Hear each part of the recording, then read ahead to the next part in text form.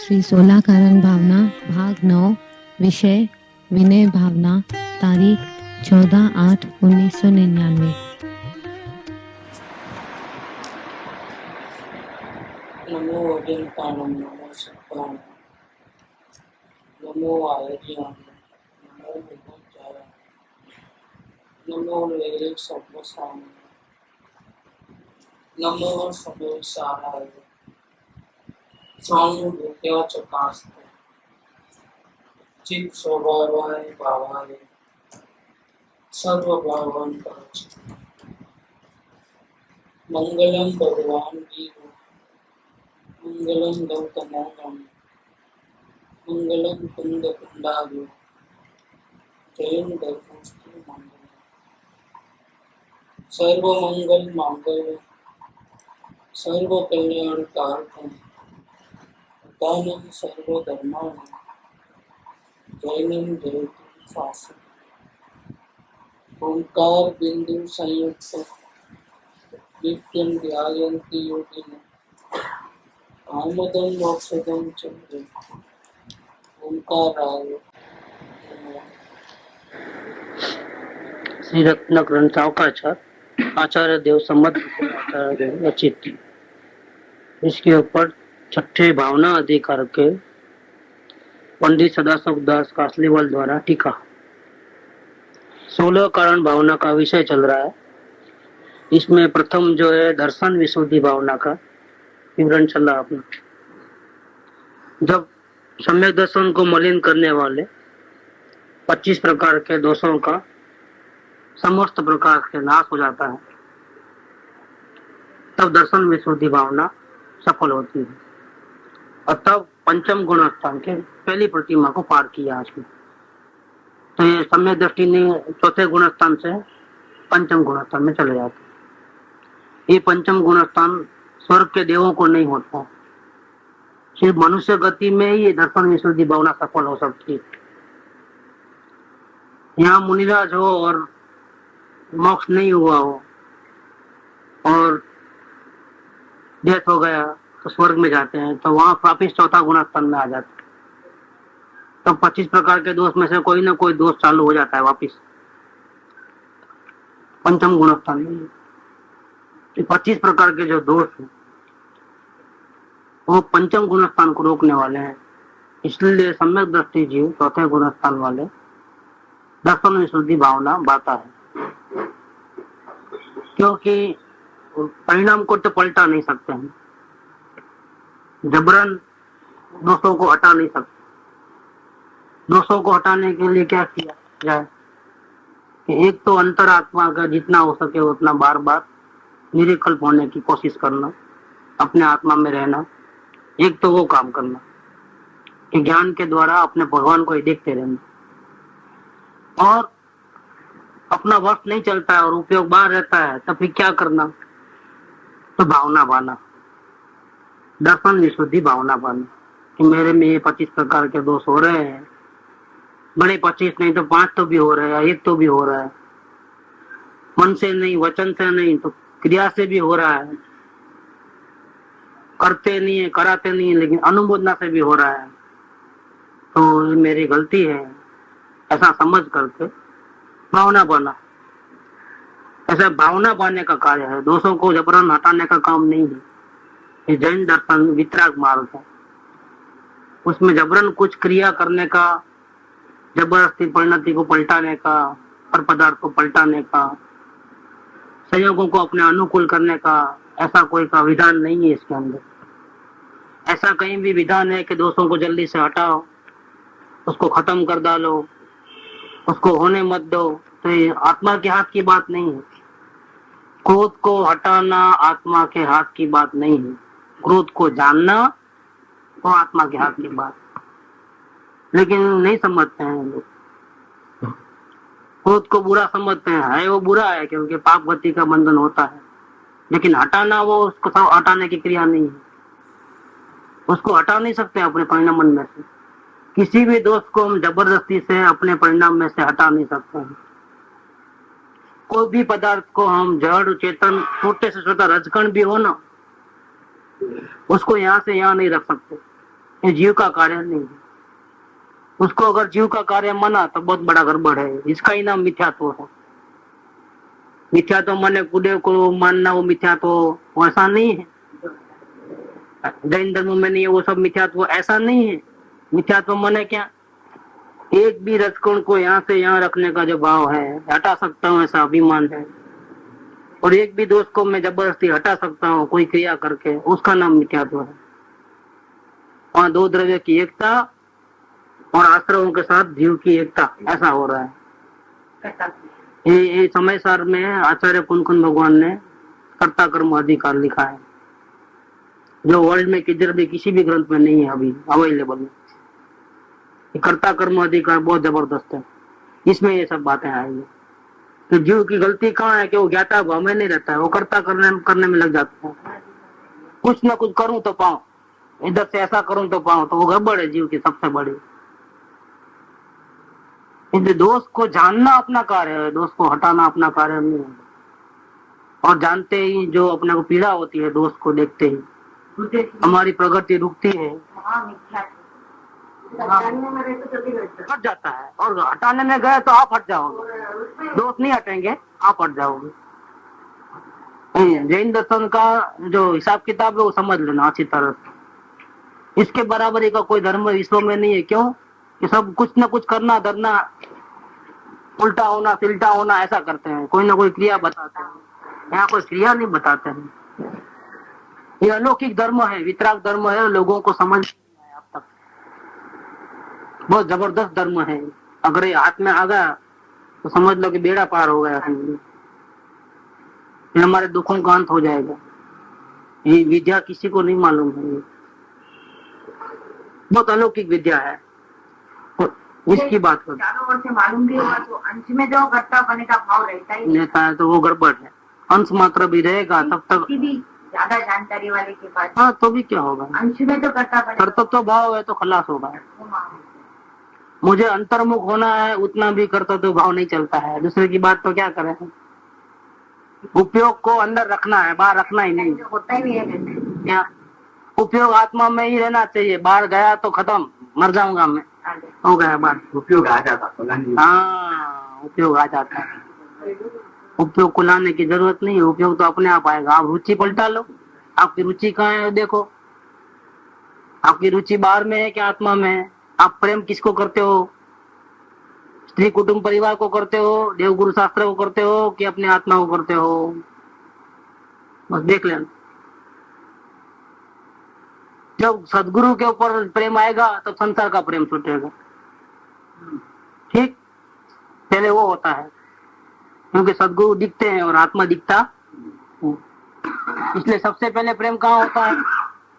जो दिखता है उसके ऊपर प्रेम करोगे कि जो नहीं दिखता है उसके ऊपर प्रेम करोगे? सबसे पहले प्रेम इसके ऊपर करना है, कि सदगुरु के ऊपर करना है। तो क्या होगा? रिजल्ट क्या आएगा? सारे संसार से कट जाएगा।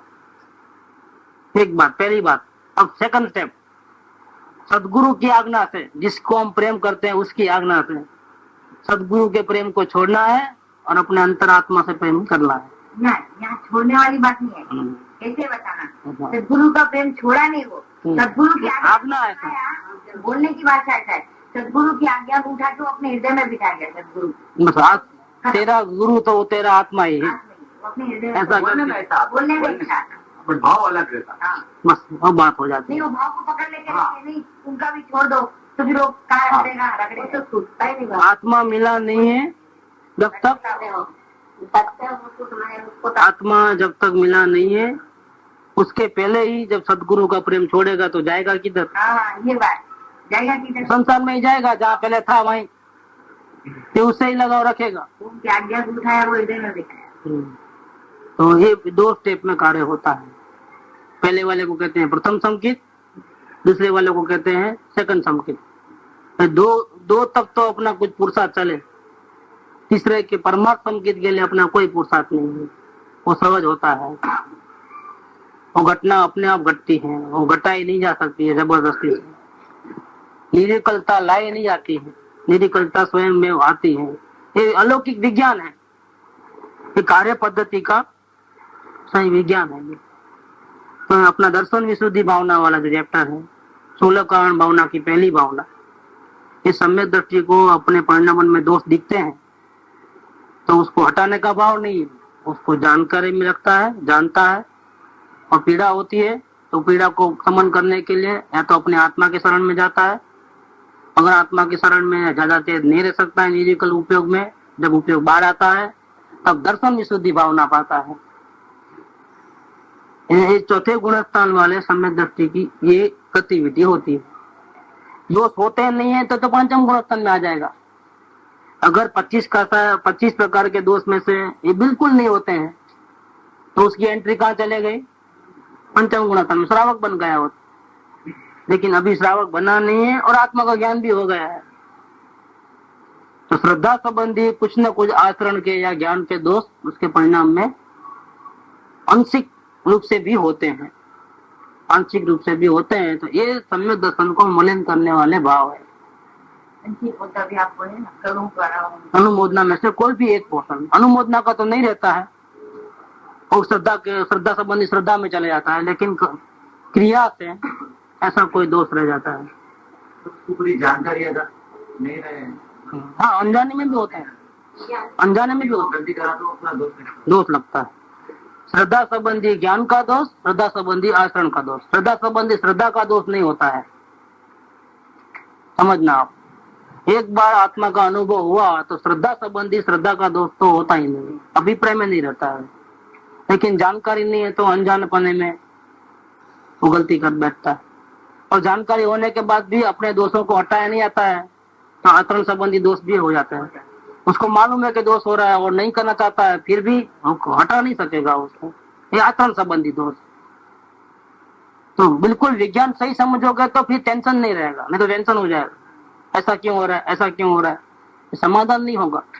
समाधान समझना अच्छी तरह से, हमारी भूमिका के अनुसार जैसे जैसे है समझ लेना। यहाँ मुनिराज हो लेकिन स्वर्ग में चले गए, यहाँ से मोक्ष नहीं हुआ, तो मुनिराज के योग्य जो 3 कसाई की चौकड़ी थी, इतनी ऊंची लेवल थी, वो नीचे आ जाता है वापिस। पंचम गुणस्थान में भी नहीं रहता है श्रावक बने में, सीधा वो चौथे गुणस्थान में आ जाता है। वापिस से दोष चालू हो जाते हैं, 25 में से कोई ना कोई दोष देवगति में, तो वापिस वो चौथे गुणस्थान में रहता है। लेकिन वो भावना भाता है, वो भावना भाने का काम है। अंतर में जितनी हो गई इतनी स्थिरता का पुरुषार्थ, और जितना उपयोग बाहर रहता है उसमें भावना भाने का पुरुषार्थ। इसको बोलते हैं दर्शन विशुद्धि भावना। जब ये पूरी सफल होगी तो पंचम गुणस्थान में श्रावक बन जाएगा, तो दर्शन प्रतिमा क्लियर, एंट्री मिल जाती है श्रावक बनने में। अब दूसरी भावना का चैप्टर चलता है। 16 कारण भावना में दर्शन विशुद्धि भावना के बाद अब दूसरी भावना है, उसका नाम है विनय संपन्नता भावना। विनय संपन्नता भावना, ये सम्यक दृष्टि को, अज्ञानी को तो विनय विनय माला फेरो होता ही नहीं है। जिसको आत्मा ज्ञान नहीं है उसको विनय नहीं होता है। और जो चौथे मुमुक्षु जीव है वो सदगुरु के नजदीक में आता है और होनार अच्छी है तो उसको सदगुरु है ऐसा पक्का विश्वास हो जाता है, और वो विनय भक्ति करता है। वो जो विनय भक्ति करता है मुमुक्षु जीव, जिसको समझो आत्मज्ञान होने वाला है अब थोड़े टाइम के अंदर, और आत्म शांति को चाहता है, एक ही मात्र उसकी भावना रहती है, और वो भावना के कारण से वो सदगुरु के कांटेक्ट में आ जाता है, सदगुरु को पहचान लेता है। फिर उसके प्रति उसको जो आदर सत्कार विनय का भाव रहता है, वो विनय में और इस विनय में बहुत बड़ा अंतर है। मुमुक्षु के विनय में और इस विनय में, सम्यक दृष्टि के विनय में बहुत बड़ा अंतर है। क्वालिटी भी हाई लेवल की रहती है। ये क्वालिटी हाई लेवल की इसीलिए है कि वहां तो मुमुक्षु को जो विनय भक्ति रहती है उसमें आलम्बन रहता है कि गुरु मेरे को मार्ग बताओ। देखो इसमें 2 प्रकार है। वापिस मुमुक्षु जीव जो विनय करता है उसमें 2 प्रकार रहता है। हाँ, तो मेरे को चाहिए तो आत्म शांति चाहिए, वो तो कोई बात नहीं है, वो तो रहती ही है, तो वो इतना बड़ा दोष नहीं है। तो आत्म शांति करा दीजिए ऐसा जो भाव रहता है वो गड़बड़ वाला भाव है। ये तो फिर भी ठीक है, उसको सहन कर सकते हैं हम, और आगे जाकर के निकल जाता है, भावना बढ़ेगी तब। लेकिन आप मेरे को रिस्पॉन्स दो, आप मेरा हाथ पकड़ो, आप मेरे को रास्ता दिखाओ, आप हमको दोस्त दिखाओ, ये सब गड़बड़ है ना, या मेरे सहयोग अच्छे हो जाओ, ये सब गड़बड़ होती है। कि आपके शरण में आने से मुझे तकलीफ तो नहीं होनी चाहिए, तकलीफ क्यों हो रही है? ये सब निष्कामता नहीं है, यहाँ पर ये सकामता है। तो जीव वहां का वहां रहता है, चाहे जितनी भक्ति करे लेकिन आगे नहीं बढ़ता है। वास्तव में वो मुमुक्षु नहीं है। सकाम जो भावना रखता है वो मुमुक्षु नहीं है। रिस्पॉन्स चाहने वाला, उनका सपोर्ट चाहने वाला, वो वास्तव में मुमुक्षुता अभी आई नहीं है। सिर्फ आत्म शांति चाहिए, और उसके कारण से सदगुरु को पहचान लिया है कि सदगुरु बिल्कुल वितराग है। उनको दुनिया के किसी जीव से, किसी पदार्थ से कोई लेना देना नहीं है। उनका शरीर भी उनसे पराया लगता है, तो दूसरों की क्या फिक्र करेंगे? कोई शिष्य की फिक्र नहीं करते हैं, क्योंकि वो वितराग है। किसी की फेवर नहीं करते हैं, किसी की डिसफेवर नहीं करते हैं, क्योंकि अभिप्राय में से राग द्वेष निकल गया है। अभिप्राय में से निकल गया वो, जिसको शांति चाहिए एकमात्र, उसको पता लग जाता है। तो उसके ऐसे स्वरूप को देख करके उसको भक्ति आती है, क्योंकि वाह, कि इस संसार में कीचड़ में रहने पर भी ऐसे निर्लेप रह सकते हो क्या आप? ये तो आश्चर्य की बात है। तो हम तो नहीं रह सकते और आप रह सकते हो, तो गुण वितरागता एक बहुत बड़ा गुण है, वो उसको उसकी भक्ति हो जाती है। तो इसके कारण से वो आदर सत्कार आदि करता है, तो आगे जाकर के दर्शन में और कम होकर के उसको आत्मज्ञान होने का चांस है, विधि समझ में आने का चांस है। लेकिन ये जो विनय संपन्नता है वो तो बिल्कुल अलग क्वालिटी है, वो मुमुक्षु की नहीं है, ये ज्ञानी पुरुष की है। आत्मज्ञान होने के बाद ज्ञानी पुरुष को कैसे विनय संपन्नता होती है? अगर नहीं है तो भावना होती है। ये भावना का मतलब क्या है? विनय संपन्नता भावना माने क्या? कि आत्मज्ञान होने के बाद भी अपने आगे जो जिनेंद्र भगवान है, मुनिराज है, अपने गुरु उपकारी, उनके प्रति विनय की भावना नहीं आती है आचरण में। तो भावना पाता है कि मेरे में ऐसा विनय प्रकट हो। भावना तभी पाई जाती है जब हमारे में वो दोष होते हैं, तभी भावना पाई जाती है। तो सम्यक दृष्टि को भी आत्मज्ञान होने के बावजूद भी उपकारी जिनेंद्र भगवान, इस मार्ग पे चलने वाले पंच परमेष्ठी, उसके ऊपर बाहर से इतनी भक्ति दिखाई नहीं देती है। तो ये दोष है, इसीलिए वो सम्यक दृष्टि जीव इस दोष को मिटाना चाहता है और विनय संपन्नता भावना पाता है। ये विनय जो होते हैं 5 प्रकार के होते हैं। अब इसकी बात करते हैं। अब आगे विनय संपन्नता नाम की दूसरी भावना कहते हैं। ये 16 कारण भावना की बात चल रही है, ख्याल में रखने का। अपना टॉपिक तो मूल वो है यहाँ से। अब आगे विनय संपन्नता नाम की दूसरी भावना कहते हैं। विनय 5 प्रकार की कही है। एक तो दर्शन विनय, दूसरा ज्ञान विनय, तीसरा चारित्र विनय, चौथा तप विनय और 5वां उपचार विनय। ये 5 प्रकार के विनय होते हैं। इसमें सबसे पहले दर्शन विनय के ऊपर बात चलेंगी। अपने श्रद्धा में शंका आदि दोष नहीं लगाना तथा सम्यक दर्शन की विशुद्धता से ही अपना जन्म सफल मानना। क्या सम्यक दर्शन हो गया तो अभी जन्म सफल नहीं हुआ है? आत्मज्ञान हुआ, जन्म सफल नहीं हुआ है। जन्म सफल कब होगा? सम्यक दर्शन जब विशुद्ध हो जाएगा, 25 प्रकार के दोष रहित होगा, तब अपना जन्म सफल है। तब तक तो नैया कभी भी उलट सकती है, डर लगना उसको। तो भावना दर्शन विनय में क्या होता है कि वो भावना बना निरंतर, दर्शन विनय है, श्रद्धा का विनय, कि हमारा जन्म तभी सफल है जब हमारा सम्यक दर्शन हमको जो प्राप्त हुआ है वो 25 प्रकार के दोषों से रहित हो जाए, पूर्ण निर्मल हो जाए, तो ही हमारी मनुष्य जन्म सफल है, नहीं तो सफल नहीं है। इसीलिए अपने श्रद्धा में शंका आदि दोष नहीं लगाना। इसका मतलब क्या? क्या आत्मज्ञान होने के बाद भी ज्ञान की कमी के कारण और आचरण के दोष के कारण कभी कभी अपने को ही शंका हो जाती है कि वास्तव में हुआ है कि नहीं हुआ है मेरे को आत्मज्ञान। देखो, स्व संवेदन हो रहा है, निर्विकलता भी आ रही है, लेकिन अपने को ही डाउट रहता है, ये क्या बात है कि ऐसा हुआ है तो मेरे परिणाम ऐसे क्यों है, ऐसा टेढ़ा मेढ़ा क्यों चल रहा है, कभी अच्छे कभी बुरे परिणाम क्यों हो जाते हैं। ऐसा करके अपने को ही अपने के बारे में शंका रहती है। ये मार्ग सही तो होगा कि नहीं होगा, फिर कहीं गड़बड़ तो नहीं है ना। वास्तव में पहुंच गया हूँ क्या मैं, ऐसी जो बात रहती है, ये सम्यक दर्शन हुआ है लेकिन मलिन सम्यक दर्शन है, क्योंकि शंका हो गई है अपने पर। तो इसको बोलते हैं कि ये शंका आदि जो दोष है और निर्मलता नहीं है सम्यक दर्शन में। तो हमको तो निर्मलता चाहिए सम्यक दर्शन। तो ये कहते हैं दर्शन विनय माने क्या, अपने श्रद्धान में शंका आदि दोष नहीं लगाना।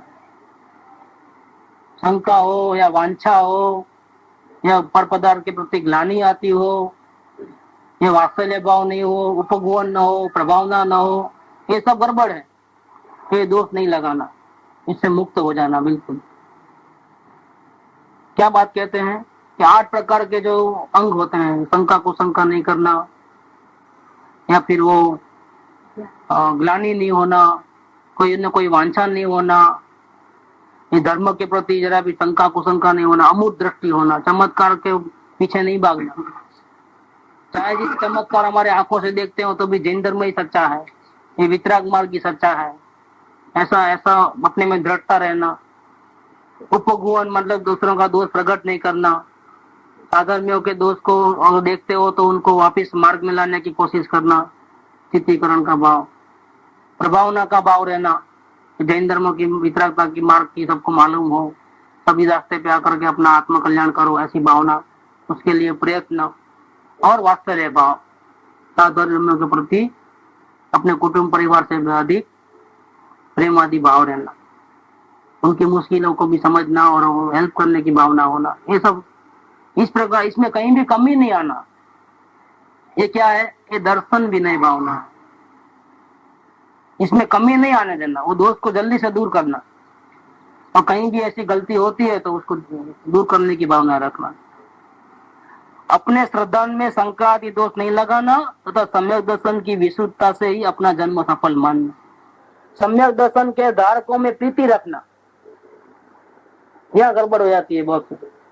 मैं तो ज्ञानी हूँ लेकिन दूसरे ज्ञानी को हम स्वीकार नहीं करते हैं, एक ज्ञानी को मानते हैं और दूसरे ज्ञानी में प्रेम नहीं करते हैं, दूसरे को ऐसा कि अपना कल्याण नहीं करता है, उसको अपना उपदेश देना नहीं आता है तो क्या हो गया, उसको समय दर्शन प्रकट हुआ है तो वो भी इतना ही प्रेम करने के काबिल है। बहुत बड़ा काम किया है जो हमने नहीं किया है। एक ज्ञानी को दूसरे ज्ञानी के प्रति जो आश्चर्य भाव रहता है, ईर्ष्या भाव रहता है, वैर बुद्धि रहती है, प्रेम भाव नहीं रहता है, एक दूसरे का विनय आदर सत्कार नहीं होता है, तो ये सब कमी है। यहाँ पर ये कमी समझना है। इधर से कोई समय दृष्टि उपदेश देता हो तो ज्यादा अच्छा है और जो नहीं देता वो उसको उससे उतरता है, ऐसा नहीं समझना है। कोई अमीर है और समय दृष्टि है तो वो अच्छा है, और गरीब समय दृष्टि है तो उसकी कोई वैल्यू नहीं है, ऐसा नहीं समझना। सभी समान पूज्य है, समान भाव से पूज्य है, उनको उनमें आपस में प्रेम रहना, उसके प्रति भी प्रेम रखना, सम्यक दर्शन के धारकों के प्रति प्रेम रखना, आत्मा तथा पर का भेद विज्ञान करके आत्मा का अनुभव करना, ये दर्शन विनय है। बार बार निर्विकल्प होने की कोशिश जो करता है, भावना पाता है, उसका नाम है दर्शन विनय। ये सम्यक दर्शन संबंधी विनय है। अब दूसरा ज्ञान विनय। ये क्या होता है कि दूसरे ज्ञानी को हम नहीं पहचान पाते हैं, वो हमारी गलती, और आदर सत्कार नहीं करते हैं, वो हमारी गलती है। तो यहाँ एक गड़बड़ हो जाती है दर्शन विनय में। ये दर्शन विनय बहुत खतरनाक है। इसलिए कोई भी जीव को बिना पहचाने किसी के राग द्वेष नहीं करना। अनजाने में वो ज्ञानी होगा और हम विरोध कर बैठेंगे तो हमारी गलती हो जाएगी, प्रॉब्लम हमको हो जाएगा, हम आगे नहीं बढ़ पाएंगे। अब ज्ञान विनय, सम्यक ज्ञान के आराधना में उद्यम करना। सम्यक दृष्टि हो गया तो क्या ज्ञान पूर्ण हो गया? ज्ञान को पूर्ण करने के लिए क्या करना? कि ज्ञान की आराधना करना। तो कैसे करोगे ज्ञान की आराधना? तो ज्ञान की आराधना करने का 2 प्रकार है। एक तो है अपने आत्मा को बार बार देखना और उसमें डूब जाना, लीनता करना, तो अंदर से ही ज्ञान निकलेगा। अपने आत्मा में ही जमे रहना। तो एक तो निश्चय ज्ञान की आराधना है। दूसरी ज्ञान की आराधना कैसे है? तो दूसरी ज्ञान की आराधना ऐसा है कि अपने से जो ज्यादा ज्ञानी आगे बढ़े हुए हैं उनकी शरण में रहना, उनसे सत्संग करना, और अपने से आगे पूर्व में जो महापुरुष हो गए हैं उनके जो शास्त्र है उनका अध्ययन करना, और उसको जानकारी लेने की कोशिश करना, इस प्रकार से भी ज्ञान की आराधना कर सकते हैं। तो ये जो है सम्यक ज्ञान की आराधना हो रही है। तो ज्ञान विनय में ये बात आती है कि सदगुरुदेव है या अपने से आगे हैं, उनके साथ सत्संग आदि में रहना, चर्चा विचारणा करना, माँ आगमों का, शास्त्रों का अध्ययन करना, चारों इंद्रियों का अध्ययन करना। कि भाई नहीं द्रव्यान योग ही चाहिए, चरणान योग नहीं चाहिए, प्रथमान योग नहीं चाहिए, ऐसा नहीं। सभी ज्ञान, सभी चारों अनुयोग, कोई भी शास्त्र हो उसका पूर्ण विनय करना, विनय भक्ति में रहना, सम्यक ज्ञान के आराधन में उद्यम करना, सम्यक ज्ञान के कथनों का आदर करना। कि कोई भी सम्यक ज्ञान का कथन है जो ज्ञानी के मुख से निकले हैं, ऐसे कोई भी वचन हो, वो ज्ञानी है कि नहीं है वो हमको नहीं पता, लिखने वाला कहने वाला, ठीक है, उनको हम पहचानते भी नहीं, जानते भी नहीं, लेकिन उनका वचन अपने हाथ में आया और वो अपने अनुभव से बिल्कुल फिट बैठता है, तो फिर समय दृष्टि क्या कहेगा? वो शंका नहीं करेगा कि वो ज्ञानी है कि नहीं, वो वचन का आदर करेगा, उस वचन का आदर करेगा कि नहीं बिल्कुल परफेक्ट कहा है वो, उसकी प्रशंसा करेगा। क्यों? देखा नहीं है, पर्सनल परिचय नहीं है, लेकिन वचन से परिचय हो गया है कि ये वचन तो सम्यक ज्ञानी के सिवा कोई कह नहीं सकता है, भले हमने परिचय नहीं किया तो क्या हुआ, ऐसा करके उनका आदर करता है कथन का। सम्यक ज्ञान के कारण जो अनेकांत रूप जिन शास्त्र हैं उनके श्रवण और पठन में बहुत उत्साह रूप होना, मरियल जैसा नहीं पढ़ना, सत्संग में आते वक्त, शास्त्र पढ़ते वक्त ऐसे जैसे जबरदस्ती से पढ़ते हैं, ऐसा नहीं, उत्साह से पढ़ना। रोते रोते जबरदस्ती से बैठना पड़ता है और सुनते वक्त रुचि नहीं रहती है, इंटरेस्ट नहीं लगता है, ध्यान बार बार चले आता है, ये सब गड़बड़ है, ये विनय नहीं है। विनय में क्या होता है कि सम्यक ज्ञान के कारण जो अनेकांत रूप जो जिन शास्त्र है, वितरागी महात्माओं के शास्त्र है, उनकी वाणी है, उनकी लेखनी है, वो अनेकांत रूप है। वो सम्यक ज्ञान के कारण है, क्योंकि इसकी जानकारी मिलेगी तो आत्मा में कैसे अंदर में देखना, कैसे ठहरना, क्या क्या गलतियां अभी भी हो रही है उसको कैसे दूर करना, ये सब बातें कहाँ जानने मिलेगी? जिन वाणी में मिलती है। तो उनके श्रवण में और पठन में, और जिनवाणी सुनना और जिनवाणी पढ़ना, इन दोनों में बहुत उत्साह रूप होना, बहुत भक्ति पूर्वक, रुचि पूर्वक ये कार्य होना चाहिए, तथा वंदना स्तवन पूर्वक, बहुत आदर पूर्वक पढ़ना, बहुत विनय से उसकी शास्त्र को नीचे जमीन पे नहीं रखना, पढ़ते वक्त भी अपना विनय रहना। जैसे हमारे घर में कोई प्राइम मिनिस्टर आवे तो कैसा विनय करते हो, ऐसा आदर सत्कार के साथ पढ़ना। जिनवाणी माता है हमारी, वो हमको अपने आगे बढ़ने का, आत्मा के कल्याण का रास्ता बताती है, तो उसको तो जितना माँ का विनय करते हो इससे भी ज्यादा इस जिनवाणी माँ का विनय होना चाहिए। माँ के बारे में सपने में भी कुछ उल्टा सुल्टा नहीं सोचते हैं, क्रिया से भी कोई उल्टा सुल्टा व्यवहार नहीं करते हैं, उनका अपमान नहीं करते हैं, जैसा है ऐसा बोलते नहीं है। ऐसा ही इससे ज्यादा होना, वंदना स्तवन पूर्वक, मतलब हाथ में लेते वक्त वंदना, उसका अंदर में भक्ति, अंदर में बाहर से भी हो सका तो उसके गीत गाओ, जिनवाणी की स्तुति गाओ, और आदर पूर्वक पढ़ना, इसका नाम है ज्ञान विनय। ये ज्ञान विनय है। ऐसे ही उठा नहीं लेना शास्त्र हाथ में, बहुत विनय पूर्वक, ये मेरे कल्याण का रास्ता दिखाने वाले हैं, मेरे उपकारी है, ऐसा समझ करके उसको उठाना, और जहां तहां रखना नहीं, पढ़ते पढ़ते किसी से बात नहीं करना, उधर उधर उपयोग नहीं लेके जाना, इतना विनय से करना, बहुत आदर पूर्वक पढ़ना, यह ज्ञान विनय है। ज्ञान के आराधक ज्ञानी जनों का तथा जिनागम की पुस्तकों की प्राप्ति रूप संयोग का बड़ा लाभ मानना। ज्ञान की आराधना करने वाले, कराने वाले जो ज्ञानी पुरुष है, उनका संयोग अगर हमारे को मिलता है तो ऐसा समझना अंदर में कि बहुत बड़ा मेरा पुण्य का उदय है, बहुत मेरा जीवन बदल देगा। इनका संयोग जो है वो मेरा, इनका संयोग नहीं हुआ तो पहले तो मेरी क्या हालत थी, और इनका संयोग होने के बाद अब मेरी क्या हालत है, ऐसा समझ करके अपने को अंदर में लाभ मानना उसका। उनका कांटेक्ट हुआ है तो बहुत बड़ा लाभ हुआ है, बहुत बड़ा महान पुण्य का उदय है। ऐसे महात्माओं का संग हमारे साथ कैसे हो, हमको कैसे मिले? हम तो किसी योग्य भी नहीं है, फिर भी ये योग्यता हमारे में कैसे आ गई कि हमको ऐसे महापुरुष का कांटेक्ट हुआ। जैसे समझो गांधी जी के साथ में हमारा उठना बैठना होता तो कितना होता था।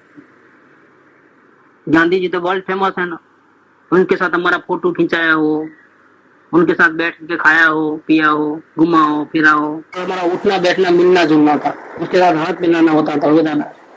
देखो हमारे फोटो उनके साथ के, कितनी खुशी होती है।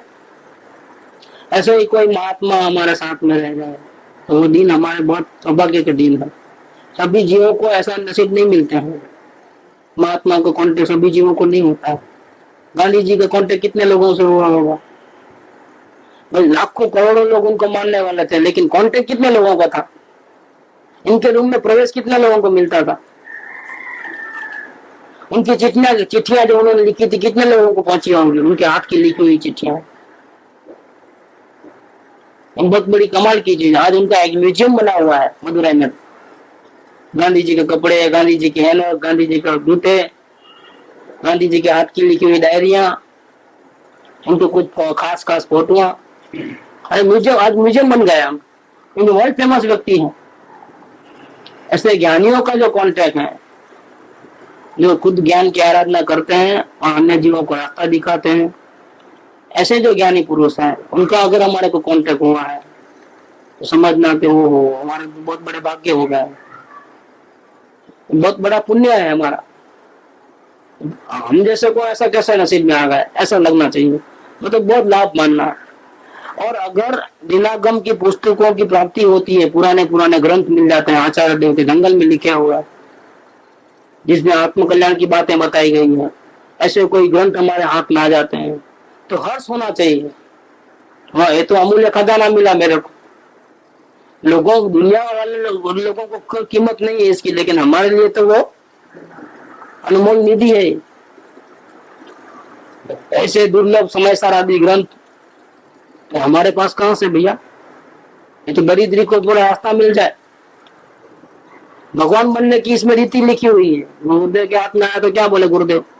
पहली बार समय से हाथ में आया, जो कृपा ने छपाया था परम श्रुत मंडल में, वो छपाए थे तो वो किसी दामोदर सेठ ने उनको राणा को साधु से तब दिया था उनको। एक बार हाथ में आया तो रख दिया था साइड में।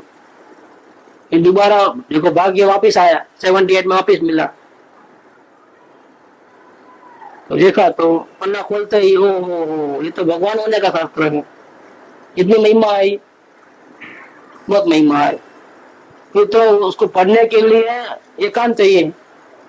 तो गांव के बाहर जंगल में बहुत बड़ा झाड़ था, नीचे वो गुफा जैसा था बोटाद में, उसको पढ़ने के लिए उपवास किया। देखो कि भाई वो घड़ी घड़ी गोत्री जाना नहीं, मगजमारी नहीं। सुबह निकल गए, गुफा में चले गए, बस रात होता ही इसके पहले ही आएंगे, जब तक आएंगे नहीं, जब तक पूरा पढ़ेंगे अच्छी तरह। उसको पढ़ने का टाइम हो गया, बीच में डिस्टर्बेंस नहीं हो, इसलिए उपवास किए। बहुत एक एक लाइन को अच्छी तरह से गुड गुण के पढ़ा है अच्छी तरह से, और महिमा आई अंदर से। तो ऐसे महान आचार्यों के, इतरागी संतों के लिखे हुए शास्त्र हो, एक गांधी जी का कागज भी अगर हमारे पास हो ना, हमारे पे लिखा हो, उसको संभाल के रखते हैं फाइल में। देखो गांधी जी का लेटर है, देखो हमारे को ऐसा लिखा था। ये तो महान आचार्यों के लेटर है। ये सब क्या है, किसको लिखा है? हमारे को लिखा है। ये सब ये पत्र किसको लिखा है? कृपादेव ने उनके भक्तों को लिखा है कि अपने को लिखा है? अगर अपने को लिखा है ऐसा मानोगे तो लाभ हो जाएगा। क्या उसको लिखा है ना, अपने को क्या लेना देना है? तो गया लाभ गया। फिर हमको वो कह रहे हैं ऐसा ऐसा समझना। इस समय सार के भी एक एक गाथा आचार्य देव मुझे सुना रहे हैं, तो उसमें बहुत बड़ा परिवर्तन हो जाएगा भाव में। ये दूसरे किसी के लिए नहीं लिखा है। ये शास्त्र किसके लिए लिखा है? मेरे आत्मा का हित होवे, इसीलिए आचार्य देव मेरे पर लेटर लिख करके गाथा लिखी है और मेरे को समझा रहे हैं। बहुत बड़ा भाव में परिवर्तन आता है। ये ज्ञान मिलने में आता है सब बात। ज्ञान के आराधक ज्ञानी जनों का तथा जिनागम की पुस्तकों का अगर प्राप्ति मिलती है और उनका सहयोग मिलता है तो समझना कि हमारा पुण्य बहुत चमक रहे हैं। उनका सत्कार और आदर आदि करना, जैसे साक्षात वो पधारे हैं हमारे पास, उनकी पुस्तक आई, इसका मतलब क्या, वे स्वयं हमारे घर में है। अब उनको आचार्य हमारे घर में है, कृपादेव हमारे घर में, ऐसा समझना। क्या समझना? उनका विनय भक्ति करना, उनके पत्रों का विनय भक्ति करना मतलब उनका विनय भक्ति हुआ। हमारे घर में कृपादेव रहते हैं, हमारे घर में काली स्वामी रहते हैं, हमारे घर में भगवती माता रहते हैं। क्यों रहते हैं, कैसे रहते हैं भैया? एक तो हमारे दिन में रहते हैं और एक उनकी वाणी हमारे पास। ये आदर सत्कार ऐसा रहता है। ऐसे भाव होते हैं कि नहीं होते हैं, ये देखना है अपने। ज्ञानी को ऐसे भाव होते हैं, मेरे गुरु मेरे से दूर नहीं है। सुवाणी जी कहते हैं जहां मैं हूं वहीं मेरे गुरु है, मैंने गुरु को यहाँ विराजमान किया है और मैं निरंतर उन्होंने जिस प्रकार से कहा इस प्रकार से अपने चैतन्य देव को और गुरु को देखते रहता हूँ। देखो ऐसा बहुत विनय भक्ति रहती है। तो उनका सत्कार और आदर करना, जैसे कि स्वयं आए, उनकी पुस्तक आई है, स्वयं आए हैं, या तो उन्हें स्वयं रहते हैं तो हाजिर रहते हैं, तो या तो उनकी वाणी भी रहती है, तो उनका बहुत सत्कार आदर करना। ये सब क्या है? ये ज्ञान विनय है। हमारे में कितनी कमी है वो देख लेना, परिणाम चेक करना, कहीं आसातना तो नहीं कर रहे ना। ये 416 नंबर में कृपादेव ने लिखा है, ज्ञानी को नहीं पहचानने का कारण क्या है? कम विनय करना, उसलिए ज्ञानी को नहीं पहचानता है। कम विनय नहीं चलता है। तो प्रेसिडेंट को उनके पीए जैसा बर्ताव करेंगे कि प्रेसिडेंट जैसा बर्ताव करेंगे? उसका स्टेटस होता है, ऐसा इस प्रकार से विनय करना पड़ता है। वो किस लेवल का है? अपने से छोटे लोग आएंगे उनसे व्यवहार कैसे करेंगे, अपने से लेवल के आएंगे उनके साथ कैसे व्यवहार करेंगे, और अपने से बड़े होंगे उनके साथ कैसे व्यवहार करेंगे? सबका फर्क पड़ता है कि नहीं पड़ता है? बाहर में लौकिक में भी प्रेसिडेंट आए और हम चपरासी जैसा व्यवहार करें तो, ये मामूली एक एक्टर जैसा व्यवहार करें तो नहीं चलता है। अमिताभ बच्चन का अमरीश पुरी का टेलर अलग अलग है कि नहीं? एक हिसाब से देखा है। कॉमेडियन का महमूद का अलग हिसाब किताब। ऐसा वो अपने हृदय में ऐसा रहता ही है। इसी प्रकार से ज्ञानी जो है वो हमारे लिए सर्वस्व है, वो हमारे लिए प्रेसिडेंट से भी ऊंचे हैं। हमारे दिल में उनके लिए जो जगह है वो जगह हम प्रेसिडेंट को भी नहीं देते हैं। ये दुनिया के बड़े बड़े करोड़पति की वैल्यू नहीं है उनके हमारे सामने। हमारे सामने वैल्यू किसकी है? सदगुरु की वैल्यू इतनी है, इसके सामने दुनिया के किसी राजा महाराजा की वैल्यू हमारे सामने नहीं, उसके मुकाबले में तो नहीं है। टॉप मोस्ट पे हमने सबसे ज्यादा आदर सत्कार करना सीखा है, माना है, उनके योग्य माना है। तो कौन है वो? सदगुरु। इतना विनय भक्ति में रहना चाहिए। तो ये विनय संपन्नता भावना है। अभी ये सम्यक दर्शन होने के बाद भी विनय में कमी लगती है आचरण की दृष्टि से, तो ये कमी जरूर है, ये दोष जरूर है। इसको दोष दूर करने के लिए वो भावना बातें हैं, सम्यक दृष्टि भी भावना बातें हैं कि मेरे में ऐसे गुण कैसे आएंगे। सुबह में अपन पूजा पढ़े ना, अपन कितनी अच्छी लगी वो पूजा, तो जब से वो ऐसा ही भावना होती है कि ऐसी पूजा हमको कैसे आ गई। कितना कुबा में नहीं अन्य भगवान की पूजा नहीं, कितनी अच्छी चली थी पूजा, इतना पिन ड्रॉप साइलेंस। और क्या तरीका था उनका, अर्घ बोलने का तरीका, पूजा भक्ति करने का तरीका, बीच बीच में जय बुलाने का, क्या का तरीका कितना अच्छा था। अपने को मन को भावे एकदम कि हमारे में इतनी विनय भक्ति नहीं है, इतनी विनय भक्ति होना चाहिए। ये तो सोगानी जी भी लिखे थे, माँ बेंसीबेल की भक्ति देखे पूजा में अनगढ़ में, तो प्रवचन के बाद भक्ति करते थे सुरेंद्र भगवान, और जो जिस अंदर में उतर करके कैसे भक्ति करते थे भगवान के सम्मुख मंदिर में, देख के बोले ओ ऐसी भक्ति तो हमको नहीं आई, अभी हमारे में कमी है बहुत, ऐसी भक्ति हमको नहीं आई है। सोगानी जी खुद बोले ऐसा ये क्या बताता है कि उनको भले बाहर में इतना भक्ति का दिखाव नहीं दिखता है, लेकिन अंदर में वो उनकी कमी खटकती है और वो भावना पाते हैं। भावना में थे वो, विनय की भावना में है वो सोगाणी जी। ये समझना है। सोगाणी जी ने कहा है, उनकी भक्ति देखे तो खलास, हम तो उनके सामने कुछ नहीं लगे, इतनी जबरदस्त भक्ति में आ गए। कृपालदेव और गुरुदेव आमने सामने नहीं मिले थे, लेकिन उनके वचन का उनके प्रति कितना आदर था। कृपालदेव के प्रति उनकी भक्ति क्या थी, गुरुदेव की। लगभग हर प्रवचन में उनका कोई ना कोई वचनामृत बोलते थे। देखो हर प्रवचन में याद कर। गुरुदेव तो क्या थे, गुरुदेव तो सोगाणी जी को याद करते थे, और तो शिष्य थे ना।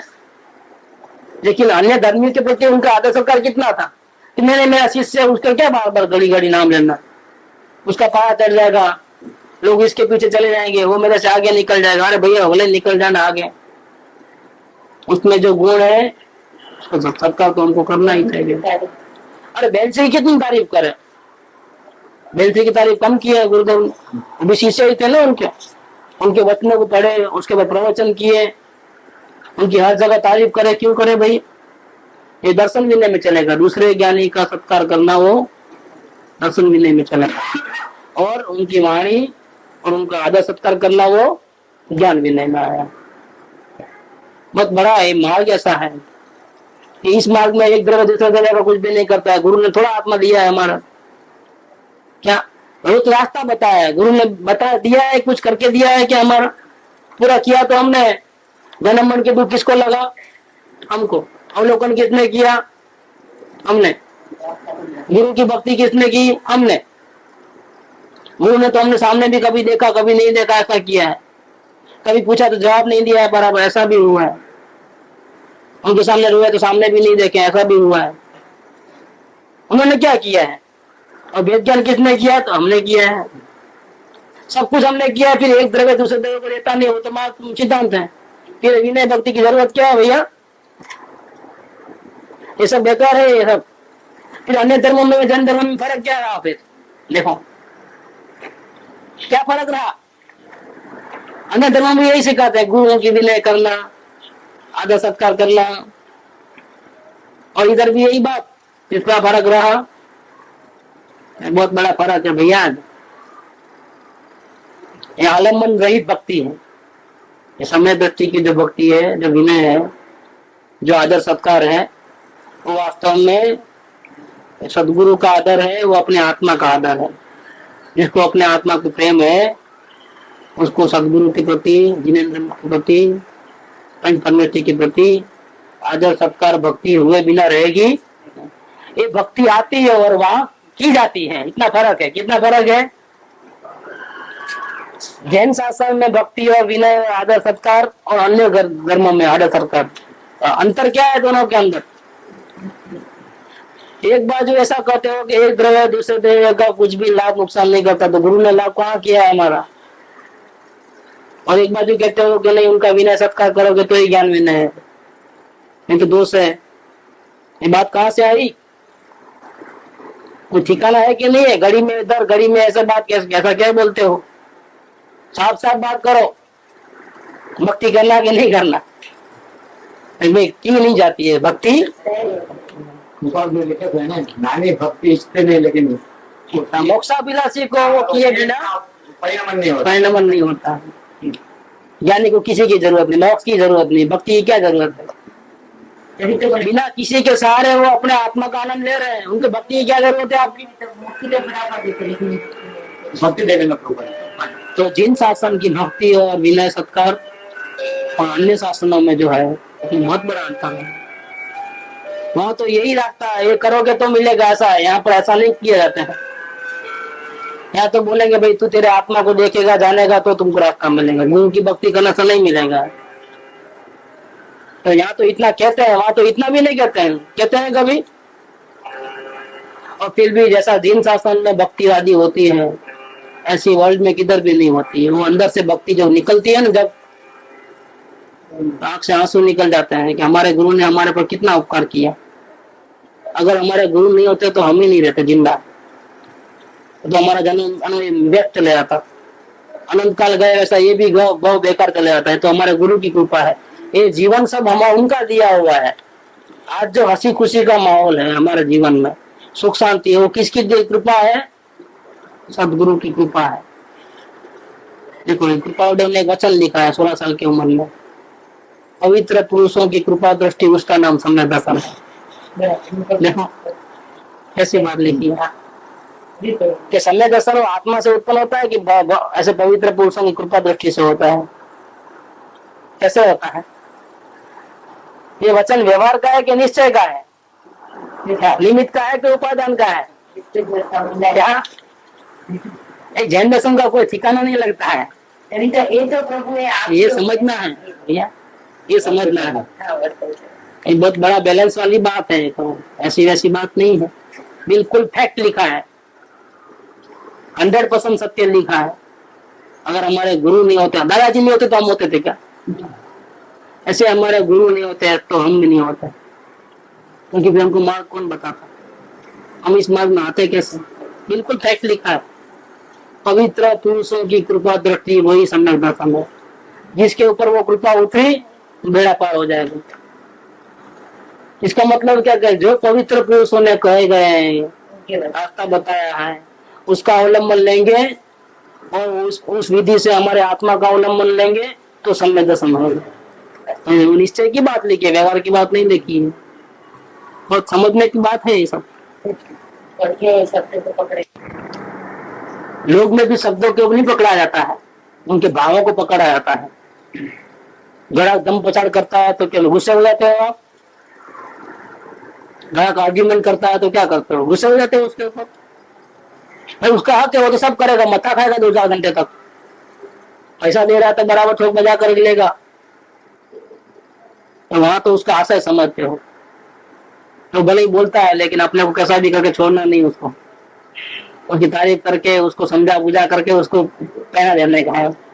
तो वहां तो उसकी गालियां भी सहन कर लेता है, तो बुरा नहीं लगाता है। ऐसे वचनों को नहीं देखा जाता है, अपने आशय को और प्रयोजन को देखा जाता है। तो यहाँ पर आशय समझना, हर वचन का आशय समझने का है।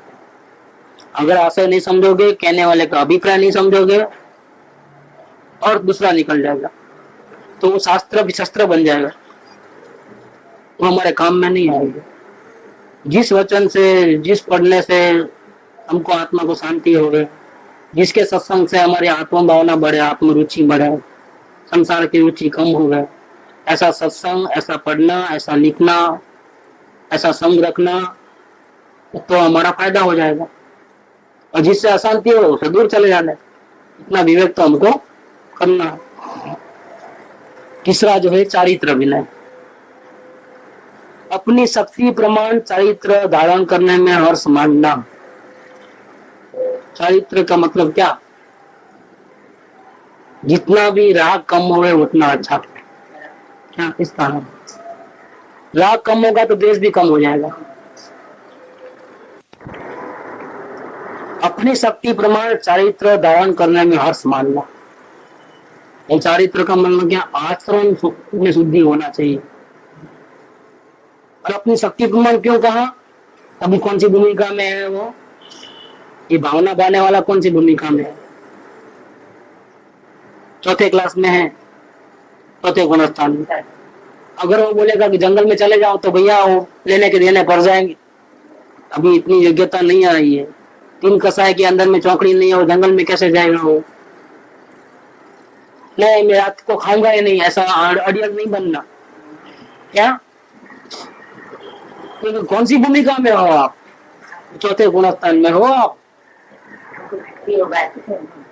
चौथे गुणस्थान में हो आप।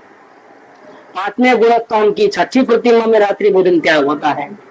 इसके पहले आपको खाना ऐसा नहीं कहते हैं, आप ध्यान में रखना होगा। लेकिन चौथे गुणस्थान वाले की जो हैसियत है वो बताना है। ताकत कितनी है? ताकत ये है कि शक्ति प्रमाण जितना हो तो राजी होना उसमें, लेकिन शक्ति अनुसार। आकुलता बढ़े, टेंशन बढ़ जाए, इतना हठाग्रह भी नहीं रखना। अभी हमारी भूमिका नहीं है। और वचन भी हेलफेल निकल जाते हैं, गलती हो जाती है तो ये द्वेष वाले वचन निकले या किसी की प्रशंसा वाले वचन निकले, उसमें भी कंट्रोल रखना। ज्यादा किसी की प्रशंसा नहीं, ज्यादा किसी की निंदा नहीं। ये दोष है, प्रशंसा करना और निंदा करना दोनों दोष है। क्योंकि राग का फैक्टर है, एक द्वेष का फैक्टर है। राग और द्वेष वो चारित्र को मलिन करने वाले फैक्टर है। जितना भी हो संभाव में रहो, बैलेंस में रहो। जगत की कोई चीज, कोई व्यक्ति न अच्छी है न बुरी है, उसके साथ हमारा वास्तव में देखा जाए तो कोई कनेक्शन नहीं है। सब ज्ञान के ज्ञेय है। उसमें हर्ष करना, राग द्वेष करना, वो चारित्र गुण की कमी है। चारित्र गुण सही नहीं हो रहा है, उसमें गड़बड़ है, बहुत कांटा बिगड़ रहा है। ऐसा स्थिर कांटा नहीं। चारित्र माने स्थिरता, और चारित्र में कमी माने अस्थिरता। डामाडोल परिणाम एक तरीके नहीं रहते हैं। या तो संभव में नहीं रह करके राग में बढ़ जाता है, या संभव में नहीं रह करके द्वेष में चले जाते हैं। बैलेंस में कांटा नहीं आता है। या फेवर करते हो या डिसफेवर करते हो, या प्यार करते हो या नफरत करते हो, प्रशंसा करते हो या निंदा करते हो, अच्छा बोलते हो या बुरा बोलते हो, अच्छा सोचते हो या बुरा सोचते हो, बर्ताव भी ऐसा करते हो। ये सब गड़बड़ वाली बात है। ये कांटा बैलेंस में नहीं है। बैलेंस है वो चारित्र है, बैलेंस नहीं है वो चारित्र में कमी है। अपनी शक्ति प्रमाण चारित्र धारण करने में हर्ष मानना, शक्ति से बाहर नहीं, और बिल्कुल नहीं ऐसा भी नहीं। हमको प्रयत्न भी करना है। खाने का त्याग करना मैंने उपवास आदि करना शुरू कर देना अभी से ही। प्रैक्टिस उपवास का, एक टाना का, इतना हो गए नहीं। एक टाना नहीं हो, 2 टाना करो। हफ्ते में 1 दिन चर्या पालो, 2 दिन पालो, 3 दिन, ऐसा करते करते उसको धारण करने में हर्ष करना। हमारा पुरुषार्थ ऐसा होना चाहिए ताकि हमारा आत्म कल्याण करने का हमको वक्त मिले। आत्मा के बारे में चिंतन करने का, मनन करने का, उसमें लीन होने के लिए एकांतवास में चले जाना, संयमों से दूर चले जाना, जहाँ राग देश तीव्र होते हैं वो उपाधि बोझा छोड़ देना, ये सब चारित्र धारण करने का। शब्द भी एक एक बोल सोच सोच के बोलना है। निकलने मुंह से निकले इसके पहले जरा ठहर के, जो आया दिन में दन दन निकाल देने का। एक्शन भी बहुत एक एक में। ये सब चारित्र का बैलेंस वाला मामला रहना। कुतौलियों का 108 आया था ना, तारा निमित्त है पण बीजा दोष कर तो बुलाओ। इसका मतलब क्या? तू स्थिर चारित्र में रहेगा, राग द्वेष नहीं करेगा तो कोई तुमसे राग द्वेष नहीं करेंगे। तू राग द्वेष करेगा तो वो भी राग द्वेष करेंगे। जैसे हम किसी से राग करते हैं तो वो हमारे से राग करेंगे। किसी को आप बाजी वाले को भी आप उसके बर्थडे में गिफ्ट दे के आओ तो क्या करेगा वो? तो जरूर अपने बर्थडे को याद रखेगा, वो अपने बर्थडे को आएगा। देखो, आप राग करोगे तो वो करेगा, आप द्वेष करोगे तो वो भी द्वेष करेगा। तो आप भी गलती करते हो, दूसरे को भी गलती कराते हो। आप ऐसे ही इतराग हो जाओ, राग द्वेष रहित हो जाओ। न आप उनको मुंह को लगो, न वो आपको मुंह लगे, एकदम बैलेंस मिलेगा बिल्कुल। इसका नाम है चारित्र धारण किया। तो अपनी शक्ति प्रमाण, शक्ति नहीं है इसलिए प्रयत्न भी छोड़ देना ऐसा नहीं है।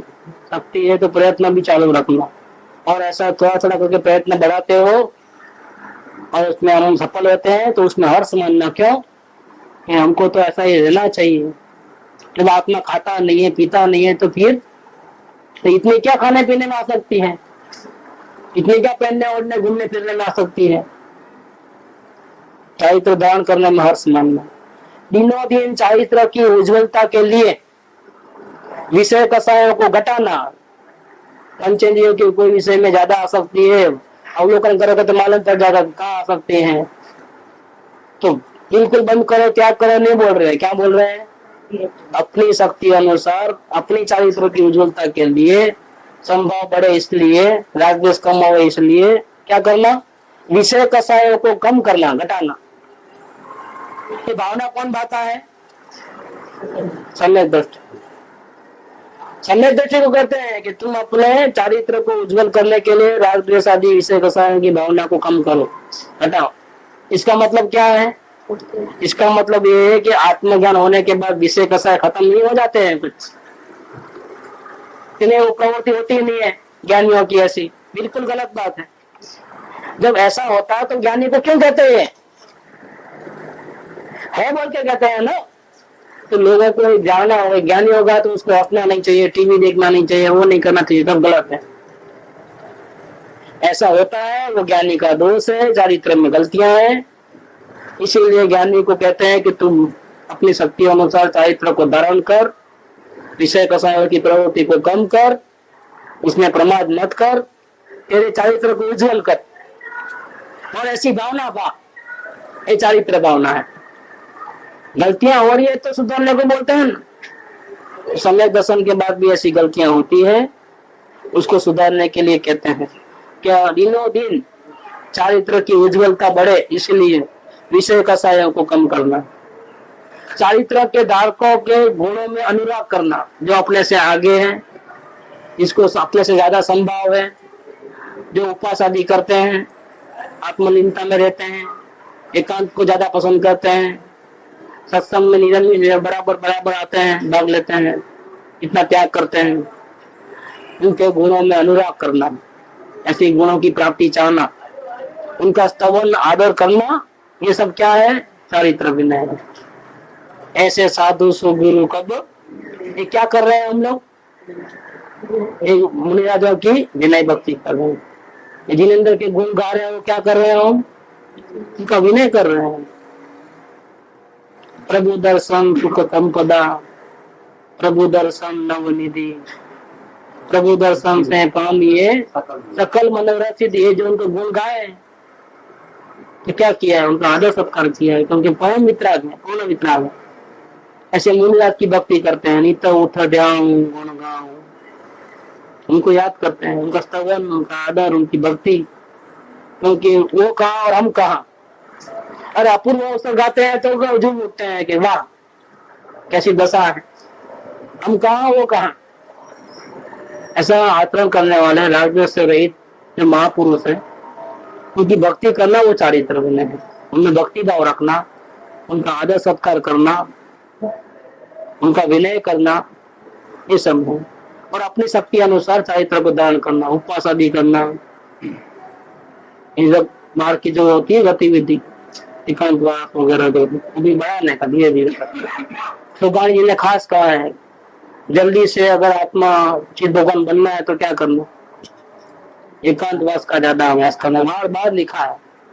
दूसरी एक बात उन्होंने बार बार लिखी है कि मृत्यु तो आने वाला है, आप पहले से तैयार रहोगे, जैसा अभी आने वाला है, एक सेकंड के पहले, हम इसके लिए अभी से तैयारी करें।